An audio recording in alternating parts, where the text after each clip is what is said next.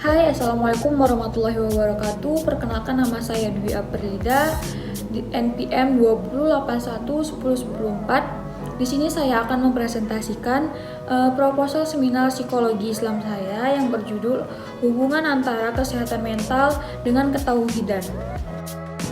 Di sini ada beberapa hal yang kita bahas. Yang pertama itu di bab 1 ada latar belakang, rumusan masalah, dan tujuan penelitian. Di bab 2 itu ada landasan teori dan aspek-aspeknya.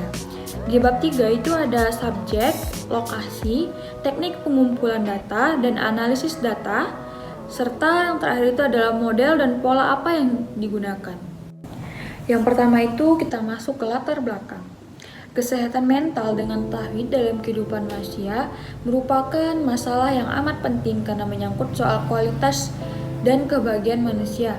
Tanpa kesehatan yang baik, orang tidak mungkin dapat mendapatkan kebahagiaan dan kualitas sumber daya manusia yang tinggi. Kenapa hal itu bisa terjadi? Jawabannya karena kesehatan mental tersebut menyangkut segala aspek kehidupan yang menyelimuti manusia, mulai dari kehidupan pribadi, keluarga, sosial, politik, agama, serta sampai pada bidang pekerjaan dan profesi hidup manusia. Kehidupan mewah dan kemajuan ilmu pengetahuan serta teknologi tidak akan menjamin kebahagiaan. Hal itu karena yang menjamin kebahagiaan manusia tersebut adalah kejiwaan, kesehatan, dan keberagaman yang dimiliki manusia. Selanjutnya itu ada rumusan masalah. Yang pertama itu, faktor apa saja yang mempengaruhi kesehatan mental terhadap tauhid. Yang kedua, bagaimana dampak kesehatan mental terhadap tauhid seseorang. Yang ketiga itu ada tujuan penelitian. Tujuan penelitian ini adalah untuk mengetahui adakah hubungan antara kesehatan mental terhadap ketauhidan seseorang. Baiklah, selanjutnya itu ada landasan teori. Yang pertama itu ada definisi kesehatan. Menurut Abdul Hamid tahun 2017, kesehatan mental adalah terhindarnya seseorang dari keluhan dan gangguan mental baik berupa neurosis maupun psikosis atau penyesuaian diri terhadap lingkungan sosial.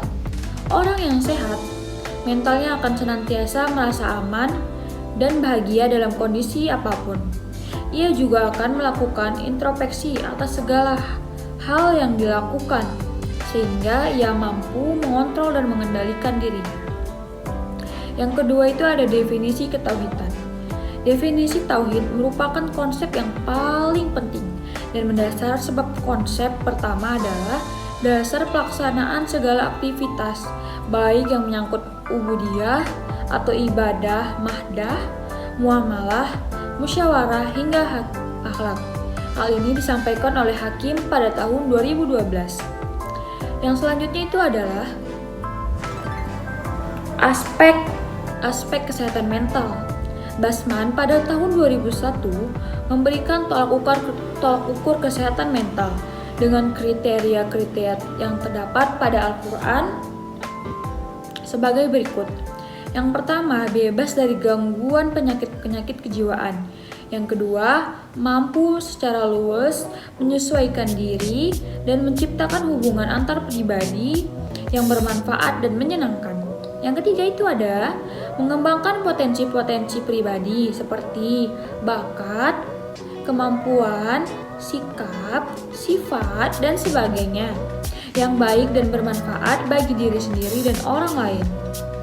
Yang keempat itu ada beriman dan bertakwa kepada Tuhan dan berupaya menerapkan tuntutan agama dalam kehidupan sehari-hari. Oke, selanjutnya itu ada aspek-aspek ketauhidan. Menurut ayat-ayat Al-Quran dan Sunnah Rasulullah itu ada 3. Yang pertama ada tauhid rububiyah, yaitu menyatakan bahwa tidak ada Tuhan penguasa seluruh alam kecuali Allah yang menciptakan mereka dan memberi rezeki. Tauhid macam ini juga pernah dinyatakan oleh orang-orang musyrik pada masa-masa pertama dahulu. Yang kedua ada tauhid asma dan sifat. Tauhid asma dan sifat itu berupa beriman kepada Allah Ta'ala memiliki zat yang tidak serupa dengan berbagai zat yang ada, serta memiliki yang sifat yang tidak serupa dan berbagai sifatnya tidak sama. Oke, yang selanjutnya itu ada aspek-aspek ketauhidan menurut ayat-ayat Al-Quran dan sunnah Rasulullah. Itu ada 3. Yang pertama itu adalah tauhid rububiyah.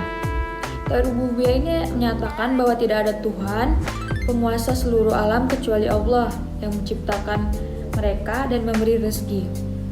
Yang kedua ada tauhid asma dan sifat. Tauhid asma dan sifat yaitu beriman bahwa Allah Ta'ala memiliki zat yang tidak serupa dengan berbagai zat yang ada, serta memiliki sifat yang tidak serupa dengan berbagai sifat yang ada. Sini ada firman Allah Ta'ala, Quran Surat Al-Syura ayat 110 yang terjemahannya yaitu tidak ada yang menyerupai satupun dan Dia maha mendengar lagi maha melihat. Begitu juga beriman kepada asma dan sifat Allah, berarti menetapkan apa yang telah ditetapkan Allah untuk dirinya dan kitabnya atau yang telah ditetapkan oleh Rasulnya dengan sebanyak-banyaknya kebesarannya. Yang terakhir itu ada tauhid uluhiyah. Tauhid uluhiyah adalah tauhid ibadah, yaitu mengesahkan Allah dalam seluruh amal ibadah yang Allah perintahkan. Selanjutnya itu adalah bab 3. Yang pertama itu ada subjek. Subjek yang digunakan adalah mahasiswi UIR. Biasanya yang digunakan ini adalah random people atau orang-orang yang mau atau bersedia untuk meluangkan waktunya untuk mengisi kuesioner yang saya berikan nanti. Yang kedua itu ada lokasi. Lokasi yang digunakan adalah sekitaran UIR atau mungkin sekitaran fakultas saya. Yang ketiga adalah pola yang digunakan itu adalah Barat dan Islam. Mengapa Barat dan Islam? Karena Baratnya itu adalah kesehatan mental, karena kesehatan mental itu adalah teori Barat, sedangkan yang Islam itu adalah ketauhidan. Karena tauhid ini adalah teorinya itu berasal dari teori-teori Islam. Selanjutnya adalah teknik pengumpulan data dan analisis data. Teknik pengumpulan data dalam penelitian ini dapat memperoleh data. Penulis melakukan metode pengumpulan data yang digunakan itu adalah kuesioner. Data yang didapat dalam penelitian ini diperoleh dengan menyebarkan kuesioner, yakni peneliti terjun langsung untuk mendapatkan data dari pihak yang bersangkutan secara langsung atau disebut juga data primer. Yang kedua itu ada analisis data. Data yang diolah berupa angka yang didapat dari skala kuesioner yang peneliti sebarkan pada responden yang selanjutnya diolah dengan menggunakan software SPSS. Baiklah, cukup sekian yang dapat saya sampaikan. Lebih dan kurangnya saya mohon maaf. Wabillahi taufiq wal hidayah. Wassalamualaikum warahmatullahi wabarakatuh. Terima kasih.